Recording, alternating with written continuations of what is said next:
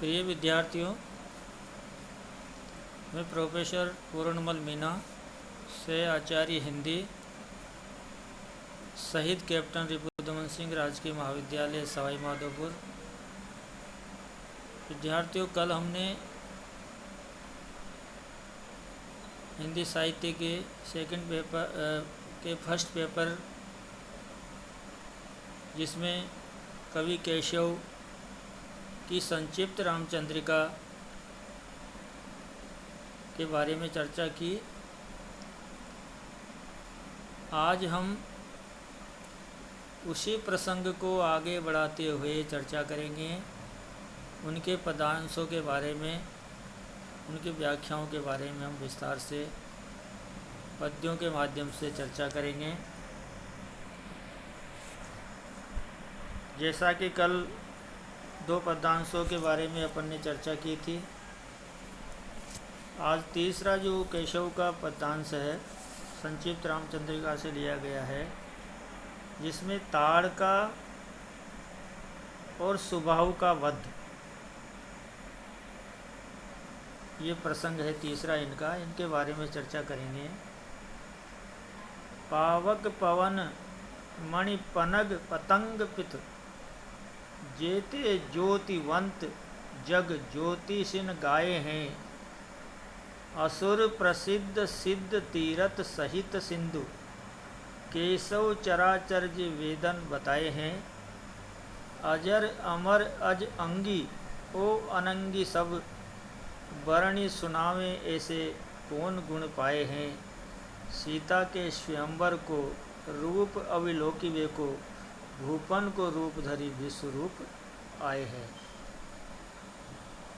इसमें कवि केशव अपने रामचंद्रिका के बालकांड से लिया गया है। ये इसमें ताड़का और सुबाहु वध का जो प्रसंग है उसके बारे में बताया गया है कि जब सीता जी के स्वयंवर रचा गया था, उस स्वयंवर में अनेक बलशाली राजा उस स्वयंवर में आए थे, और उस स्वयंवर को जिस प्रकार से सजाया गया था उसकी शोभा का जो वर्णन कवि ने किया है। कवि कहता है कि इस स्वयंवर का वर्णन करना संभव नहीं है। उसी बात को आगे बताया गया है।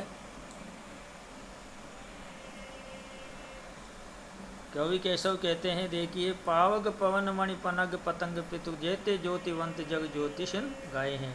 कवि केशव कहते हैं कि इसमें आग, हवा और इतना ही नहीं, बड़े बड़े मणिधारी सर्प, जिसको हम शेष नाग की संज्ञा देते हैं,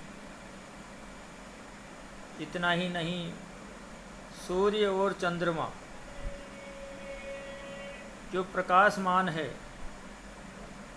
जिसके कारण इस संसार के जीव जंतु प्राणी आदि में ज्योतिषियों के द्वारा भी इसका अस्तित्व माना है। आगे कहते हैं, असुर प्रसिद्ध सिद्ध तीरथ सहित सिंधु, केशव चराचर जे वेदन बताए हैं। आगे कवि केशवदास कहते हैं कि इस स्वयंवर में बड़े बड़े राक्षस, सिद्ध, समुद्र आदि तीर्थ और वेदों में जितने भी वेद है, जिनमें चाहे चर हो चाहे अचर हो, चाहे पदार्थ हो जीव हो, सभी का इसमें वर्णन देखने को मिलता है। जिसको तीनों लोकों के हम प्राणी के रूप में स्वीकार करते हैं, अजर, देवता, अजन्मा, शरीरधारी, निरंकारी, निराकार, यानी कहने का तात्पर्य तीनों लोकों का प्राणी स्वामी जिसको कहते हैं, इसमें किसी में भी ऐसे गुण विराजमान नहीं है। कि वो सीता जी के इस स्वयंवर का, उसकी शोभा का वर्णन कर सके। इसलिए कवि कहता है भूपन को रूप धरि विश्व रूप आए हैं। इसलिए कवि केशव कहते हैं कि इसलिए कहा जा सकता है कि सीता जी के स्वयंवर की शोभा के इस विराट रूप को देखने के लिए परमात्मा रूपी राजाओं के रूप में वस्त्र धारण करके इस स्वयंवर में आए हैं, जिससे इस सीता स्वयंवर का वर्णन 3 गुना बढ़ गया। इसलिए कह सकते हैं कि सौंदर्य जो बताया गया है सीता के स्वयंवर का, तो कवि कहता है कि इस स्वयंवर का शोभा का वर्णन कोई भी नहीं कर सकता, तो फिर सामान्य जनजीवन कैसे इसकी महिमा का वर्णन कर सकता है। तो इस पद्यांश के अंतर्गत विद्यार्थियों सीता के स्वयंवर की महिमा का वर्णन किया गया है, उसकी शोभा का वर्णन किया गया है, और यही संसार का सत्य माना जाता है। इसके अतिरिक्त यहाँ पे भगवान राम को अवतार के रूप में बताया गया है, जिसमें आपको देखेंगे सीता के स्वयंवर को रूप अविलोकिको, इसमें पुनरुक्ति अलंकार जिसको कहते हैं हम, और यमक अलंकार है। आगे का हम जो चर्चा करेंगे दूसरी व्याख्या के रूप में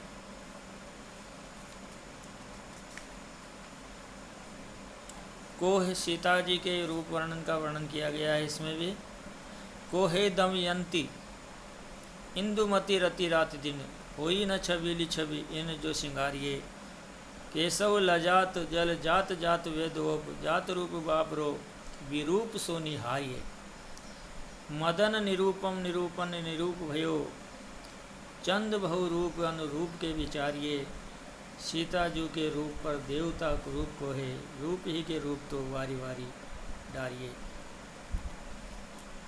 ये भी बालकांड से ही लिया गया है प्रसंग संक्षिप्त रामचंद्रिका से। इस पद्य में जैसा लिखा है सीता का रूप सौंदर्य रूप वर्णन का चित्र यहाँ प्रस्तुत किया है कवि केशव ने। कवि कहता है देखिए, कौन है दमयंती इंदुमती रति रातिन। कवि क्या कहता है कि ये दमयंती जिसको हम इंदुमती, दूसरे रूप में कह सकते हैं हम कामदेव की पत्नी जिसको हम रति नाम देते हैं,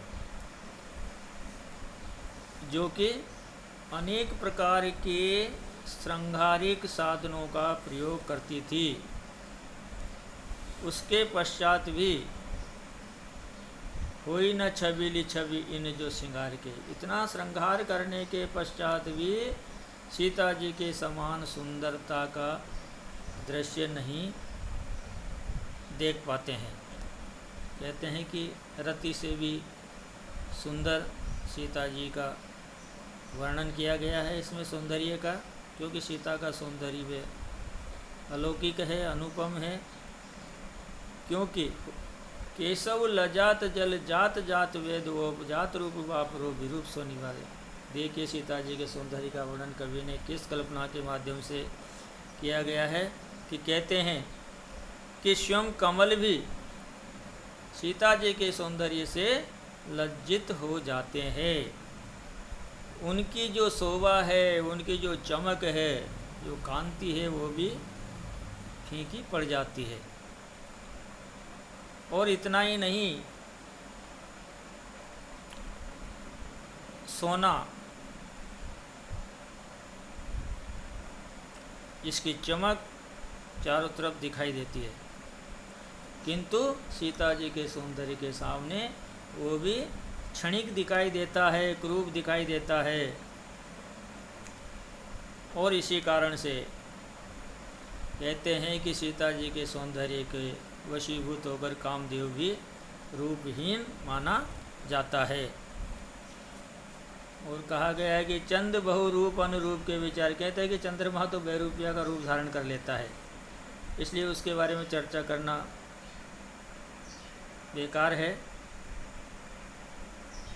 तो कह सकते हैं कि सीता जी का जो सौंदर्य है उसके सामने देवी देवताओं की भी गिनती नहीं की जा सकती। कहने का हमारा तात्पर्य यह है कि सीता जी का सौंदर्य है, देवों की जो नारियां हैं, देव नारियां जिसको कहते हैं हम, वो भी उनके रूप सौंदर्य का बराबरी नहीं कर सकते। तो इसलिए कह सकते हैं कि सीता जी का सौंदर्य जो है वो अनुपम है, अलौकिक है, स्वर्णिम आभा जैसा है। तो इसमें देखिए विद्यार्थियों, अनुप्रास और अतिशयोक्ति दोनों अलंकारों का प्रयोग कवि केशव ने इस छंद के अंदर किया है। और तीसरा पद्यांश है जिसको हम आज पढ़ेंगे, अंतिम पद्यांश, परशुराम संवाद, जो कि हमने रामायण में भी पढ़ा है। तो वो संक्षिप्त रामचंद्रिका में भी जो है बताया गया है, परशुराम संवाद। परशुराम संवाद के बारे में बताते हैं कि जब भगवान श्री राम, सीता जी का स्वयंवर होता है, धनुष भंग करने की जो प्रतिज्ञा ली जाती है, अनेक राजा आते हैं, वहाँ पे भगवान श्री राम भी जाते हैं और वहाँ जाकर के वो धनुष भंग कर देते हैं। उसका पता लगने के पश्चात में परशुराम की क्या प्रतिक्रिया होती है, परशुराम जी किस प्रकार से अपनी बात रखते हैं और भगवान राम किस प्रकार से उसका उत्तर देते हैं, इसी बात को यहाँ बताने का प्रयास किया गया है। देखिए परशुराम जी क्या कहते हैं, तेरी सरासन शंकर को शुभ सीय संवर माज बरी है, ताते बड़ियो अभिमानी महा, मन मेरी को नेको न संग पड़ी है।